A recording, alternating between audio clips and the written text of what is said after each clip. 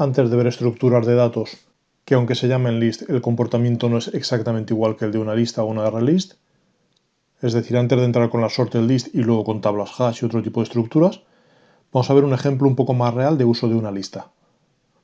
Va a ser para nuestro gestor de libros que ya habíamos creado primero usando un array de structs y luego descomponiéndolo en funciones. Esta era la apariencia de la primera versión de las dos que creamos. Habíamos creado una versión que lo que hacía es que tenía una serie de datos que eran compartidos entre todas las funciones. Realmente no serían variables globales porque estamos dentro de una clase, serían atributos de la clase, pero el caso es que funciones como el añadir, el buscar, todas esas, no recibían ningún parámetro porque siempre trabajaban sobre ese dato compartido. ¿Vale? Teníamos un añadir, teníamos un ver todos los datos, teníamos un buscar, teníamos un modificar y teníamos un borrar. La segunda versión lo que hacía es que siempre pasaba esa estructura de datos como parámetro. Vamos a modificar las dos para ver cómo quedarían ambas versiones si en vez de un array de structs tuviéramos una lista de structs de tipo libro. Vamos a hacerlo de la forma que para mi gusto es más radical pero a la vez más clara, que es destruyo ese array y en su lugar pongo una lista. De repente empezarán a aparecer un montón de errores que tendré que ir resolviendo. Pues vamos para allá. No necesitaré un máximo. Puedo, por ejemplo, todavía no borrarlo para que me sirva de referencia, sino simplemente dejarlo comentado. No necesitaré llevar un contador de cantidad porque en la lista habrá un count. Y mi colección de libros ya no será un array de libros, sino una lista de libros. Entonces tendré un static, pero será un list de libro.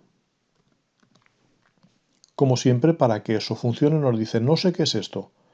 Le pedimos sugerencias y nos dirá yo te propongo que uses un usingsystem.collections.generic. Con lo cual el primer paso está dado. Pero solo es el primer paso. Si miramos la lista de errores, veremos que ahora mismo tenemos 20 errores. Porque no existe cantidad, porque no se puede modificar un valor que está dentro de una lista, cosas de ese estilo. Entonces vamos a ir línea por línea resolviendo esos errores. En primer lugar, aquí teníamos mi libro va a ser un array de este tamaño. No, ahora diré que mi libro va a ser una nueva lista de libros para la que no voy a indicar tamaño. Sigo bajando, ya sabes que este panel lateral te muestra en rojo todos los errores, con lo cual podríamos llegar rápido, pero aún así voy a ir bajando línea por línea. El añadir comprobaba si cabían en el array, ahora ya no habrá necesidad de comprobar si caben, porque no tengo un array solo dimensionado, tengo una lista que irá creciendo a medida que sea necesario, con lo cual elimino este if, elimino la llave del final y el else, y tabulo todo esto hacia atrás. ¿Qué ahora haré? En vez de tener libros cantidad y un contador que aumento, lo que haré es tener un dato de tipo libro, que voy a llamar, por ejemplo, L. Y entonces lo que haré es que de ese L, el autor va a ser lo que diga el usuario. Y de ese L, el título será lo que diga el usuario, lo mismo con la cantidad de páginas, lo mismo con la ubicación. Y finalmente lo que haré es a mi lista de libros le quiero añadir ese libro que he llamado L. Y ya no me hace falta el contador de cantidad. ¿Qué haré para ver todos los datos? Pues la única diferencia es que ya no existe un cantidad, sino que tendré en mis libros una propiedad count que me indica cuántos libros hay almacenados en la lista. Lo mismo a la hora de buscar. De hecho, voy a copiar y pegar para ganar tiempo, porque a la hora de buscar tendré que comprobar en todos ellos y vamos a corregir eso ya por todas partes. Personalmente no me gusta en estos casos el hacer un buscar y reemplazar a ciegas. Prefiero tomarme el instante de bajar poco a poco y decir esto de aquí me parece razonable que sea libros.count, esto me parece razonable que sea libros.count, este for me parece razonable que sea libros.count. ¿De acuerdo? Todavía quedan errores, pero esos errores, algunos de ellos es porque la forma de trabajar va a ser distinta. Por ejemplo, vamos al caso de la cantidad. ¿Necesito ahora un for que mueva todos hacia abajo y que disminuya la cantidad? No. Como estoy en una lista, me basta con decir de mis libros, quiero que me elimines, remove add, el que está en esa posición a borrar que ha escogido el usuario. Y eso reemplaza a este for que movía todos los datos y a ese disminuir al contador.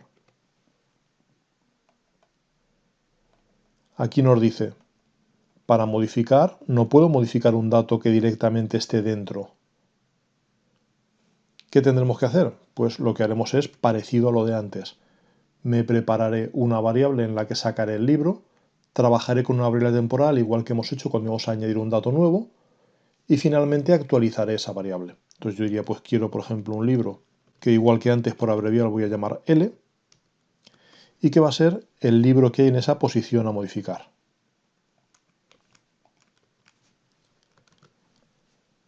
Y entonces a partir de ahora, cada vez que aparezca el libro de la posición a modificar, lo que haré es poner simplemente L. Dime el autor, pues antes era L.autor.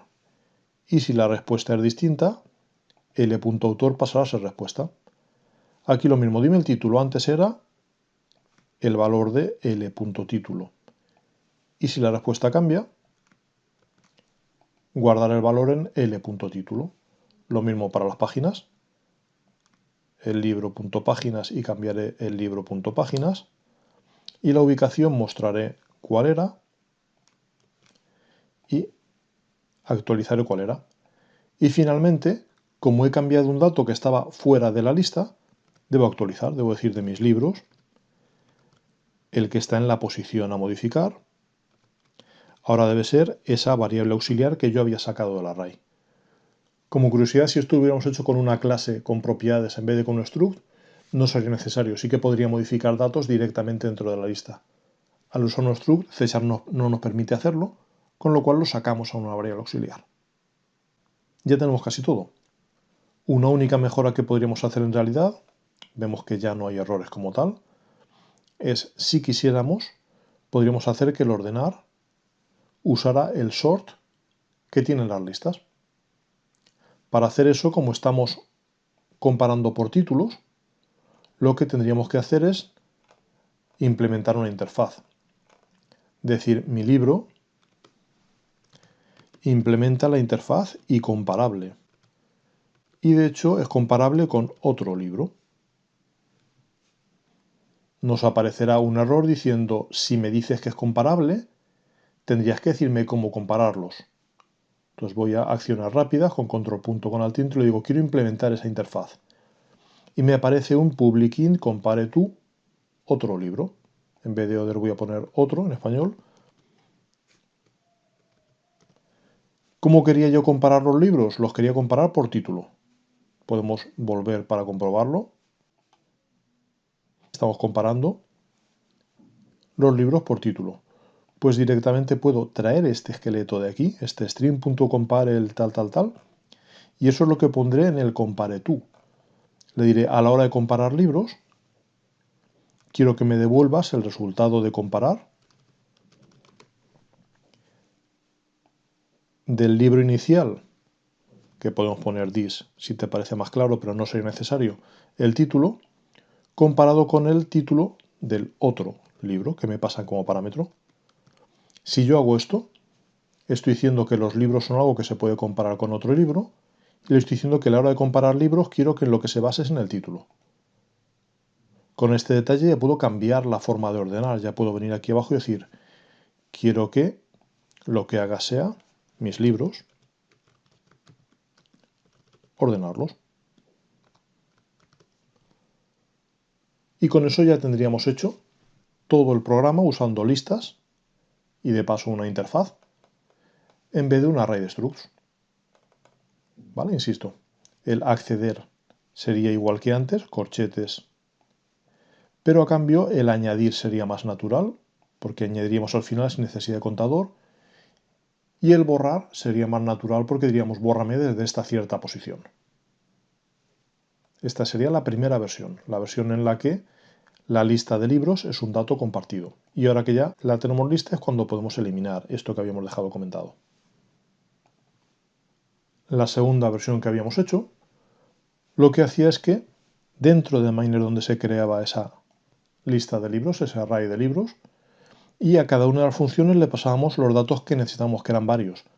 Por una parte, el array de libros como tal. Por otra parte, como en los arrays, al estar sobredimensionados, la cantidad no es algo evidente, le tenemos que pasar esa cantidad.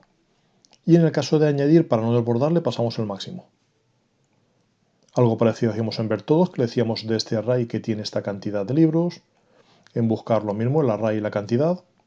Entonces vamos a modificar la versión que acabamos de crear usando listas para que en vez de que la lista de libros sea un dato compartido, pase a ser un dato que se indique siempre como parámetro al llamar a las funciones. Vamos con ello. La diferencia va a ser que nuestra lista de libros ya no va a ser un dato compartido static, sino que va a estar declarada dentro, con lo cual ya no va a ser static y ya podemos crearla e inicializarla a la vez. Hemos pasado de 0 errores a 20 errores, porque ahora si bajamos, por ejemplo, al añadir, nos dice, no sé qué es eso de libros. Lo que vamos a hacer es que vamos a ir pasando a todos ellos como parámetro mi lista de libros.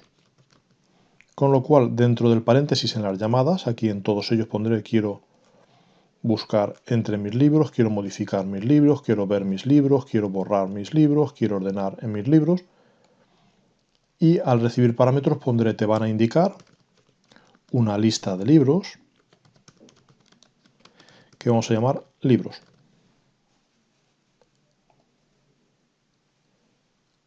Copio este esqueleto de aquí porque eso deberá estar en todas. Lo pongo en ver todos y automáticamente ya sabe lo que es libros y ese libros tiene un count, no necesito pasar la cantidad. Lo mismo ocurre a la hora de buscar. En cuanto le indico que tu parámetro va a ser una lista de libros, puede acceder a los campos y puede acceder al contador. Lo mismo ocurre al modificar. El esqueleto que teníamos ya era suficiente porque sacábamos una variable auxiliar, modificábamos y volvíamos a guardar. Solo faltaba indicar qué dato es el que hay que modificar. Igual al borrar e igual al ordenar. Igual que ocurría con los arrays, no hace falta poner ref aquí. Si quieres puedes ponerlo, por si te resulta más legible, para que te sea evidente que se está pasando por referencia, pero realmente no es necesario.